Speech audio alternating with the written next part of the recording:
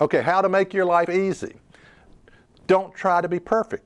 Why? Because you're not. It's like the reason you haven't found the perfect church is because the moment you walk through the door, you're in it. It's not perfect anymore because you just stepped through the door. All right? If it can be fixed, fix it and live with it. Example, I found this happening lately. I'm working on something around the house and I'm thinking, that's not good enough. That's not perfect, And I wish that was better. I could have done that better. It's just hard to accept. Okay, so what if it's not perfect? Material things.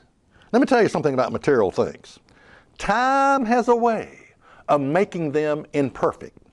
It's like an old tractor that you see sitting out in the woods somewhere or in a field. And you wonder, it looks like a rust bucket. Okay, it's not perfect. That's what I mean by material things. Time has a way of making them imperfect. It's like the perfect car. You buy a perfect car. It's beautiful. It shines. It looks good. 4 years later, it's not. You get the first scratch on it. When you get the first scratch, you no longer give a rip. You'll just run it through the woods. You'll go four-wheeling on it. It doesn't. Run through mud holes. That all it takes is that one scratch. That first scratch, and then you don't care anymore from that. Okay, how long does a perfect car stay perfect? Not very long. Okay. So why are you trying so hard to make everything perfect? Okay. Next point is do what brings you joy.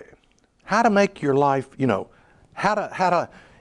talked about, okay, the Eagles song, Take It Easy, and now we're talking about making it easy, making your life easy. Do what brings you joy.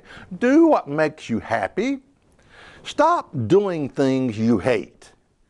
How hard is this? Now, this is a hard one. So I listened to some kind of sage and he's a jokester, and he uses some bad language, but he talks about, do what makes you happy, soon you will die, and things like that. But he was saying, make the excuse book, why I can't go to the family reunion, why I can't go to the coffee and donut work meeting in the morning, why I can't go to the birthday party where the kids are climbing and screaming and climbing the wall and driving me crazy. Why I can't go to the family reunion. Why I can't go, Now, I'm not talking about lying, but his point is this, why do we feel like we gotta say yes to a lot of things that we hate? It's like we feel like if I say no, there's a trap door underneath me, and if I say no, I'm not gonna do that to the things that we hate.